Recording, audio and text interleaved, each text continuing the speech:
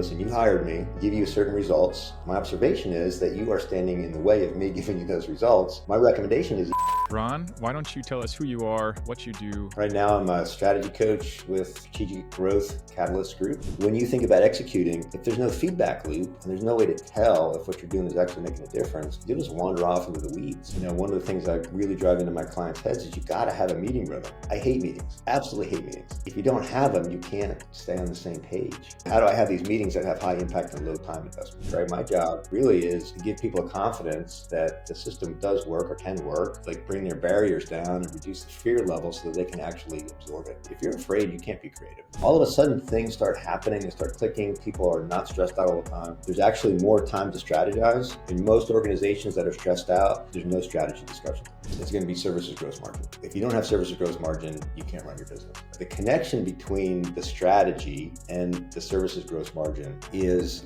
Welcome, everybody. Welcome back to this episode of MSP Insider. I am super excited to bring the guest to you today because I actually have a personal relationship with my guest. He was my coach and my mentor for the better part of a year, probably even over a year at the last MSP that I was at. And so I know the experience he has pent up inside.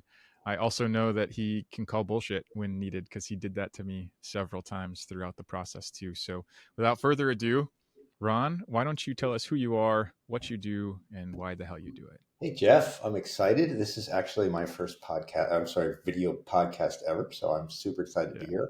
And we work together as part of MSP operations coaching. Right now, I'm a strategy coach with Strategic Growth Catalyst Group.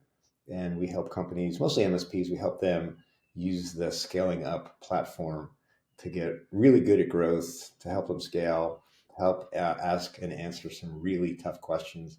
And it's super fun. Just absolutely love it. Yeah. And my career began in MSP.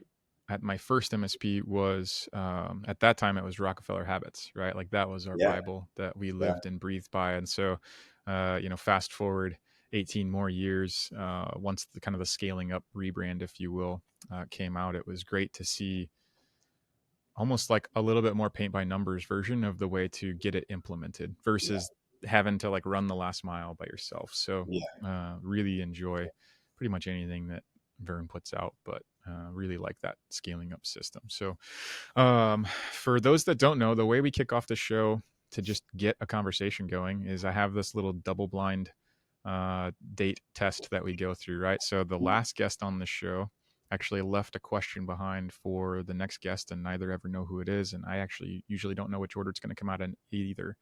So the last guest that I had is Dale Walls.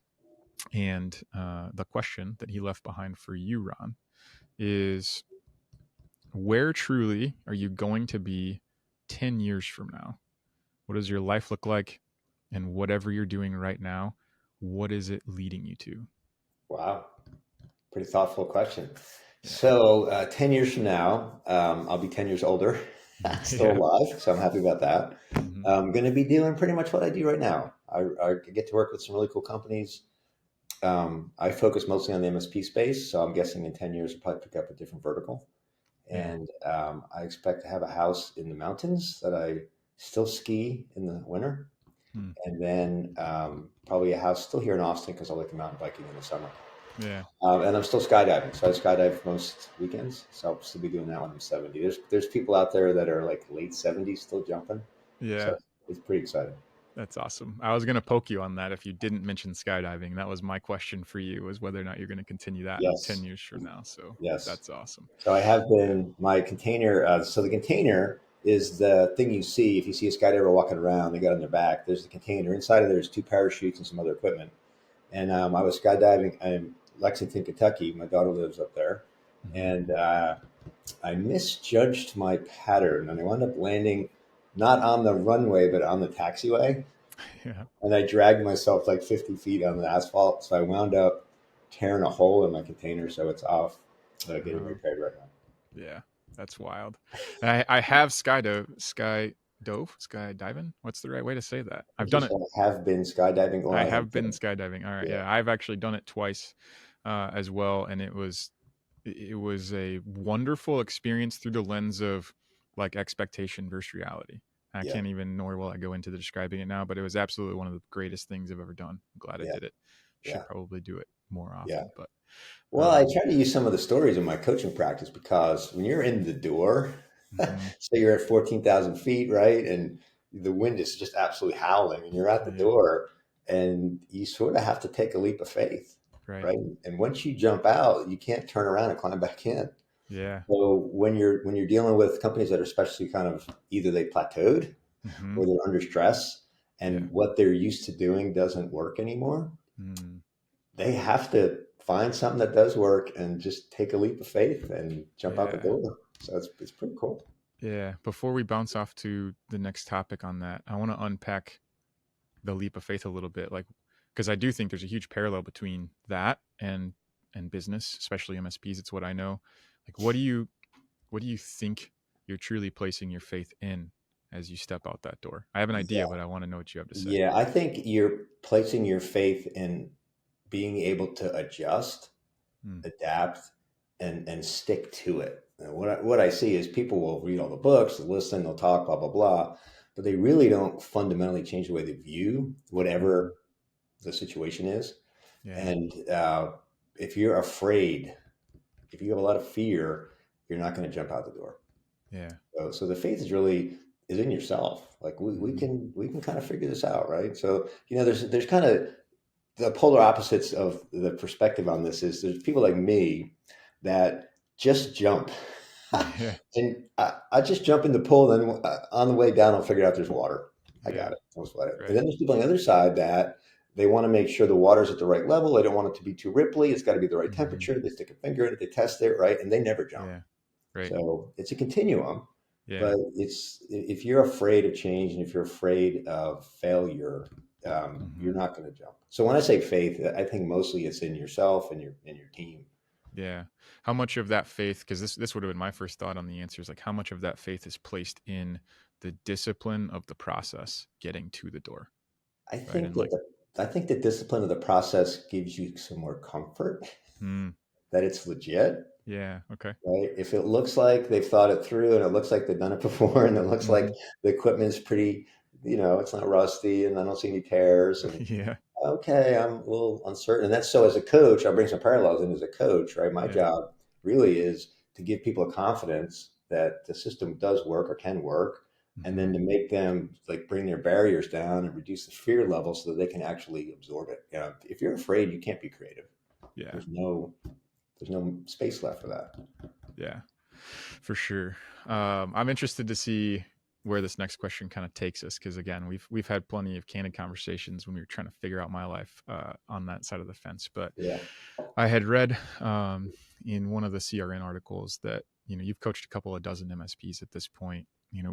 I like to think about when someone with that much breadth and depth of perspective gets to show up to the table to a new one, like what is the one metric that most MSPs are lying to themselves about? Interesting question. The one metric. Because Yeah. usually it's not a metric. Usually it's a feeling, Hmm. and then they don't actually stress test it in the market. So what I mean Um, is, the owners have this vision of how the world's going to work, mhm. and they're not they're not very good at communicating that in a way that operations people can consume it.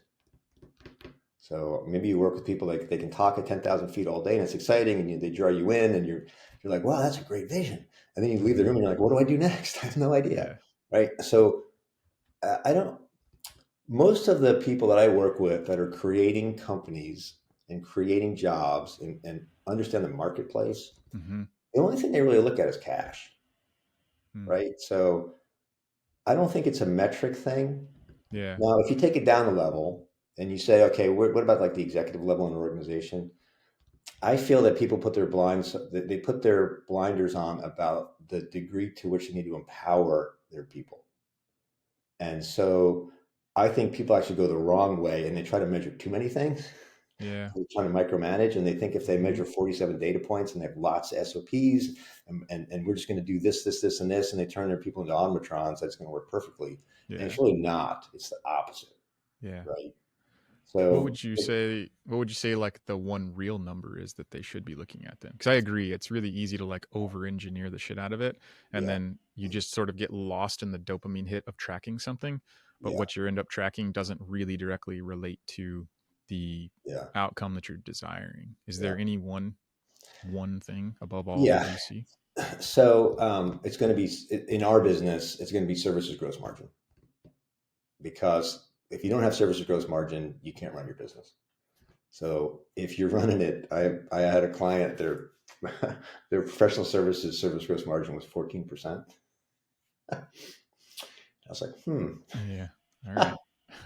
It's like okay, sprinting without oxygen. we can sort of talk through everything you want, but your SG&A is greater than 14%, so you're losing money, right? Um, what I normally find is that the connection between the strategy and the services gross margin is lost. And what happens is people are so focused on either perfection, or they're so focused on growth for growth's sake that they forget they got Mm, to run a business. yeah. Yeah. I love that. Growth for growth's sake. I've been on both sides of that coin too, Yeah, right? And there's different ways and different implications as a result of that. Another question that I was thinking through, really again based off of the role and the dynamic of our relationship when we were in it, is one of the things I heard you say when you were talking about the skydiving piece is like you as a person have a propensity towards action, right? Like your default mode is more action oriented, right. which is great. And then you even mentioned like you're the person that when you get to the door, you just jump and then kind of build it on the way down. As I think through my experience, not only in the MSPs I was in, but also in the peer groups and talking with a bunch of MSPs, I really like what you said. I don't want it to get lost in your other answer where it was like people have a feeling, right? The owner has an idea, maybe even a brilliant vision, but to your point, can't connect the dots from start to finish. And so let's talk a little bit about kind of like where execution and accountability meet for an MSP owner, and specifically to that MSP owner who's probably, 15, 20 employees, 3 to Right. 5 million, no real middle management layer, but like they're stuck in that vortex. Yeah. What have you learned about execution and accountability that an MSP owner could take away or learn from? Yeah. So that specific transition you talked about is probably the hardest because usually at that point, the owner that's running it started it, Mm-hmm. one person. And, my experience is you can run an MSP of up to 10 people with really no management and really no processes. If you have good people and they know what they're doing, Yeah. it'll be a little crazy at times, but generally it works out, right? So like if you have 5 level 2 techs and some other people helping you and you're the owner, you're selling, you can kind of make it work. And Yeah. once you get to like 15 people, 20 Mm-hmm. people, all of a sudden everyone's out of bandwidth, Yeah. 100% of the bandwidth. And then companies that do come to me for help at that point, they're like, well, I'd love to work with you, but I don't have any time. Yeah. So the reason I don't have any time is because they're not focused. Mm. And when I do work with them and I get them kind of start thinking about, okay, here's where I want to be in 3 to 5 years. Here's the thing that really I'm passionate about, Mm-hmm. and then prioritize. Okay, so what are we going to do this year?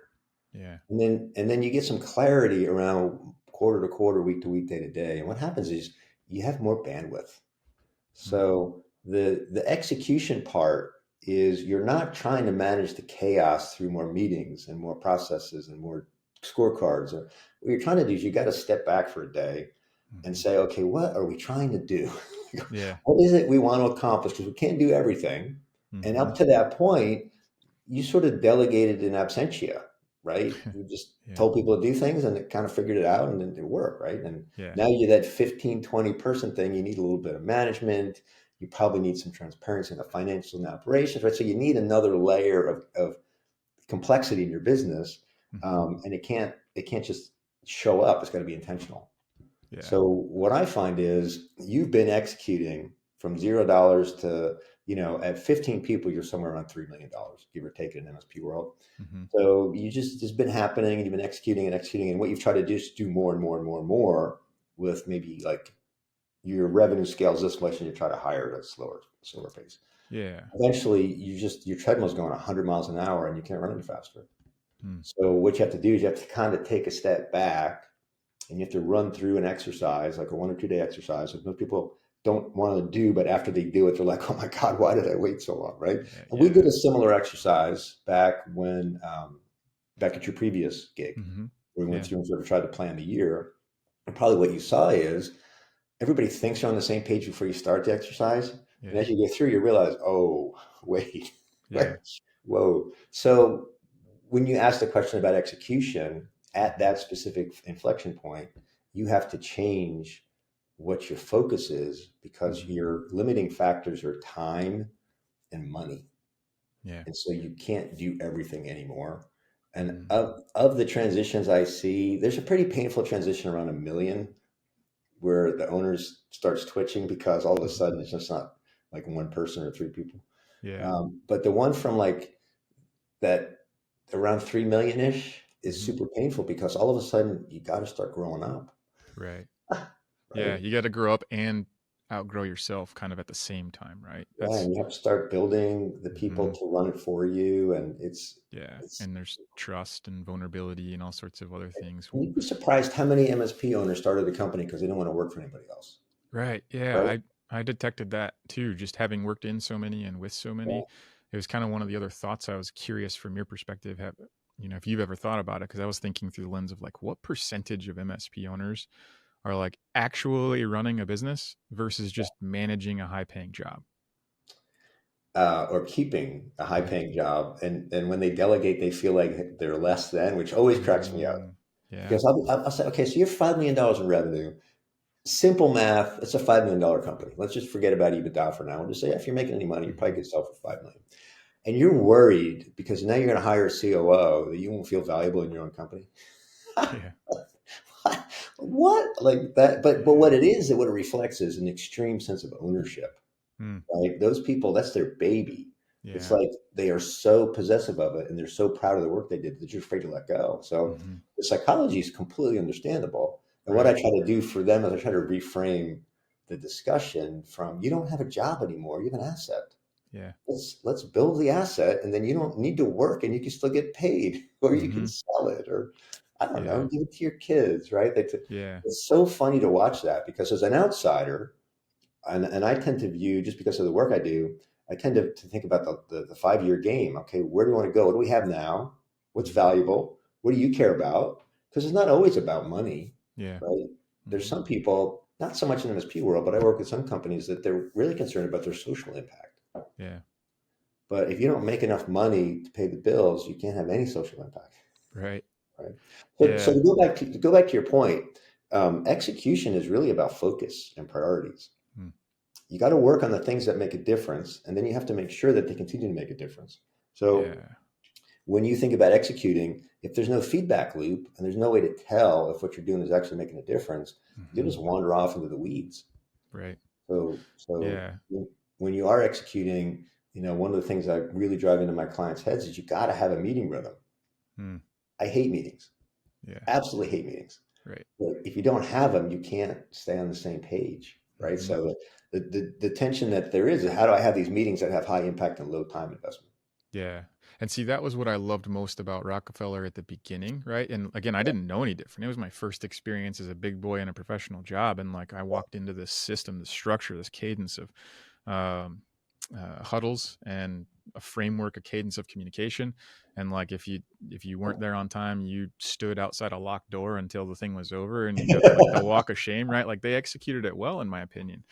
Um, and what I found, to your point, was like, while we might have applied, I don't know, maybe 1 hour worth of time over the course of the day. Now I was in leadership, so like I was in a couple other huddles, but like the alignment we had and the pulse, the cadence, yeah. the speed at which information flowed was unmatched out of any of the other five MSPs I was at 7 times for the next 18 years. Was like Wow. none of them just operated that same way. And through the lens where like the huddles were valuable because the content was structured, the accountability was there, Yep. the expectations were clear, and you showed up. And like it was also helpful because the structure of the agenda, which it had an agenda, like Yeah. was so dialed in that it was aligned, right? It seems like it probably is oversimplifying the whole thing, but like it was just so clear, like the Yeah. clarity that came from it. One of the things I I think it's important to call out that you said, or at least what I heard you say, is like when they get to that certain size and like now they have to start either hiring in that C-suite or something else, right? The fear of letting go made me think of a couple of kind of phrases. One being like the fear of the unknown, I think Yeah. is a real and it's there. And then you couple that with we don't know what we don't know, because we didn't go to business school. We didn't like grab the process and start doing the thing. We just didn't want to work for someone else, and we started our own thing, and naturally we atrophied up to this point of Right. needing to put our big boy pants on or big girl pants on. And so I'm just curious, again, through your exposure of so many different leaders and so many different MSPs, do you have any examples or a specific example where an MSP's stubbornness is what was actually like killing their growth? Yeah. So the owner's stubbornness. Yeah, in this case, probably. Yeah. So if you pull up financials for an MSP, you look over the last 5 years Mm-hmm. and you see this, where it'll start at one and go to three and back to two. It'll go to three and back to one. I can tell you right there, it's the owner, 100%. Because what happens is that they're limited by the capacity of themselves to manage. Yeah. So what usually happens is somebody will come around the third time and they're like, okay, listen, I'm working too hard. I can't quite figure it out. And then you have to reprogram Got the it. owner. And a lot of times it's because if you're a really strong personality, Mm-hmm. what kind of people will you tend to attract around you? Subordinate ones. Yeah, yeah, right. So you've built the company around yourself. You've hired people that are essentially order takers, Mm. and then you decide you want them to run the company. You know, I can't get good people. Yeah. And no, the psychology is you have to hire a different kind of person, right? Yeah. So once you start thinking about the kind of people that you need to run your company, Mm-hmm. it's a much different conversation than what kind of people do I need to hire to help me.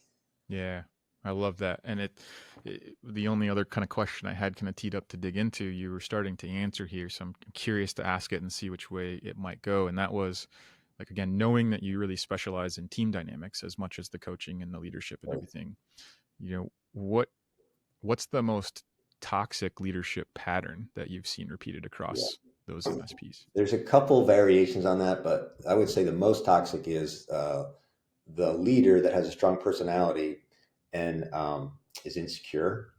So what Mm, happens is they come across as very strong, but then yeah. they're also kind of arbitrary and capricious. Mm-hmm. So eventually, anybody that works for them that would actually be able to contribute energy and direction Mm-hmm. into the energy of the group, Yeah. they get cut down, and they either just turn passive aggressive or they leave. Yeah.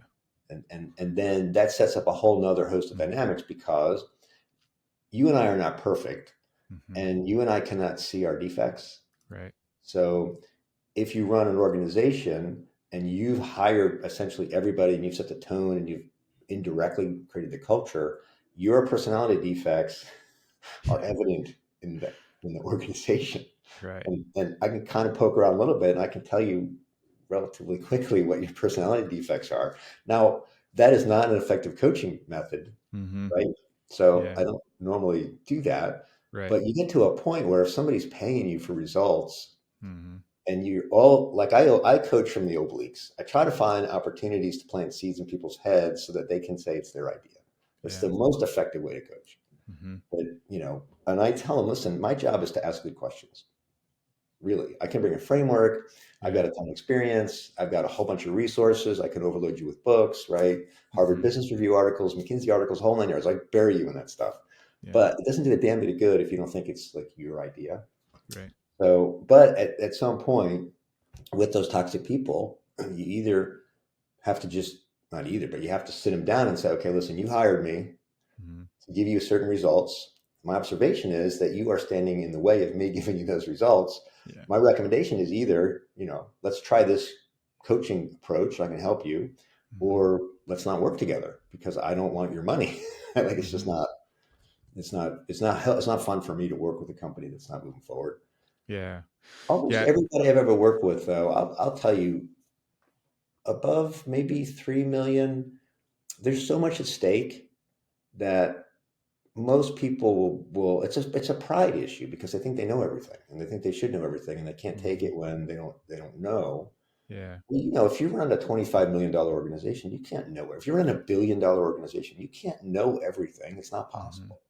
Yeah. So that's kind of it. The other one that's super toxic is the very gregarious, very friendly, super smart CEO that disempowers everybody, but nobody realizes it. Mm. And what you see is you go to the meetings and every single decision runs through that person. And it's very frustrating because everybody loves the guy or woman. And there seems to be this like very nurturing culture in the leadership team. What you find is though, below one level below, everybody's stressed out because they feel like they can't do anything. Mm. And then they feel like they're disappointing the leader. It's a really weird dynamic. I've seen that a couple of times. Yeah. Interesting. And as you're just describing some of them too, I'm trying to just think back through my experience too, not necessarily in the ones that I worked for, but Yeah. being a part of peer groups, you get to see kind of everything. And Yeah. yeah, I can put some names to some faces and to some faces to some seats, in that Yeah. experience. And not always to the complete detriment of it all, right? Because you get the choice, right? Like if you're faced with the situation and you have an outsider such as you who's there to hold the mirror up, Right. like it's really your choice at that moment. Do you say F you and throw out the person holding the mirror? Do you like look deeply into that mirror and say, shit, you're Yeah. right. Like it's time to strap on some accountability as much as I hate it and like own that the circumstances were mine. Yeah. And then there's the other side of that level of discomfort is actually all of the power because now you can own whatever comes next, right? I think people don't give themselves that opportunity to get past the discomfort of owning Right. that reality and then realizing that they can actually control the rest of the future based on the Yeah. decisions or the actions they take. Yeah, human beings, we're highly deceptive animals to Mm, ourselves. So I never expect someone to like, I hold the mirror up and they're like, oh, thank you. That was phenomenal. Now my life's so much better. right. Normally the first reaction is, fuck you. Right. Yep. Right. So Yeah. you just have to deal with it. If that's your job, my job is to help people change, and especially around organizations and then Hmm. leadership teams. You just got to work through it and hope that you can start showing just a little bit of value, Yeah. just enough that they keep bringing you back to the table. Yeah. Then usually if the results are consistent with the promises, people Hmm. will generally pivot slowly. Yeah. I've never had a client that was like over here, all of a sudden Mm, just go, oh, that's great. Let's just go over here. Usually it's two yeah. steps forward, one step back, Right. but the joy of it is it does work. Right. Hmm. And so to Yeah. see the light bulbs come on and, Right. in the scaling up framework, it usually takes about 6 months to Mm, start seeing some movement in a larger organization, yeah. because you're changing a bunch of habits and perspectives. But all Hmm. of a sudden, things start happening. They start clicking. People are not stressed out all the time. There's Yeah. more free time. There's actually more time to strategize. Hmm. In most organizations that are stressed out, there's no strategy discussion at Yeah. all. But once you get things cleared up, you can have a monthly strategy, 2-hour strategy session that really just gives you the opportunity to revisit, get feedback, think about it Yeah. on the business instead of in it. Hmm. So much fun to watch. Sorry, I get super Yeah. fired up because No, just that's that's it's good stuff because the thing that is like underneath what you're describing in that last bit is like I think this gets overlooked so much, and I'm guilty of it too. But like clarity yeah, is so powerful, right? yeah, And like it's our chief responsibility, right? If we're not talking about the vision, then we need to be clarifying the vision, yeah, and it's the clarity that actually unlocks it for other people. Even maybe to earlier in our conversation, in our example, right? We had 5 leaders in the room. yeah, We'd worked together for 3 years together. We understood on a piece of paper what the goal was, and you show up in the room and we got 6 different opinions on what was on the piece of paper, right? So because it yeah, was the absence of clarity. yeah, um, One of the things that I want to hear you talk about, because it's an observation from myself, but also I know you've written about it a bit, and that is uh, how you impact a team through meaningful positive transformation. yeah. Like maybe define that and or walk us through a scenario of how you see that unfold for businesses. So meaningful positive transformation means the group is here and it doesn't like the results it's getting, and it Mm, wants to be over here and get different results, right? So for me, the meaningful positive transformation is helping them understand what the future looks like and how to get there. Yeah. The transforming part is really the fun part. And when I measure meaningful transformation, I'll give you an example. I started working with a company about 3 years ago, Mm-hmm. and they were a completely dysfunctional, smaller company. CEO kind of ran the place. Everybody was kind of running away from the CEO Yeah. because they didn't know what to do. Now we made some structural changes. We brought in someone that's kind of like a COO, and we separated the CEO from the people. Mm-hmm. And now they are a totally different organization. They have a meeting rhythm. They have strategy sessions once a month. They Mm-hmm. have planning sessions once a quarter. They are moving forward, and nobody's really stressed out anymore. Yeah. Just to see that and to see the Great. results of that is absolutely phenomenal. Yeah. Yeah, it's that made me think of one of the other coaches that I know talks about when they first kind of engage. Oftentimes, the first thing they have to do is create and define the owner's box, and then affectionately place the owners inside it, right? Yeah. And letting them figure that out, almost like an electric cattle fence, where like, no, this is literally the owner's box. You're going to sit in it, and it's okay if you bump up against the edges a few times, but it's going to hurt. And I implore you to realize that like I need you to stay inside that so that the operator can really truly like bring out and bring about the change that Yeah. you want and also that you haven't been able to do on your own, and that's okay. It's like it's not your Yeah. fault.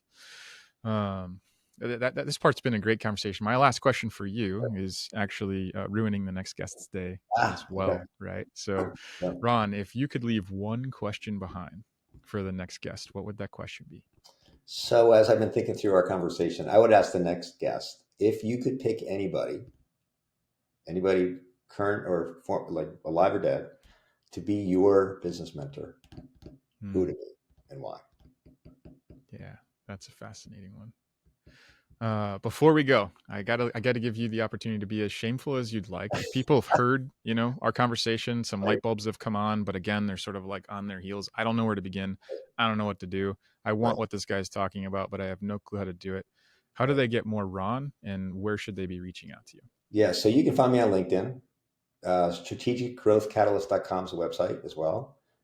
If you are stuck, if you have cultural issues, if you have leadership team issues, Mm. if you really just want to scale and can't figure out how to scale, and you want to have a really good, fun time building an asset, building a team, building a legacy, I'd love to work with Yeah, and I can vouch for him too. He's fun to you. work with. You want to hate him some days, but that's what he's there for at the same time, is to hold up that mirror and make you eat it a bit. Ron, on LinkedIn, why don't you spell out your name just for the people that are driving Sure. down the road and aren't going to do this responsibly? It's Losavsky, so Losef as in Frank, Sky, Ron Losavsky. Awesome. All right. Once again, everybody, thank you for tuning in to this episode of MSP Insider. Hopefully, it got a little bit uncomfortable for you, enough to cause you to do something to change out of the episode. Thank you again to Ron for bringing all the value that he did, and we will see you all next time on the next episode.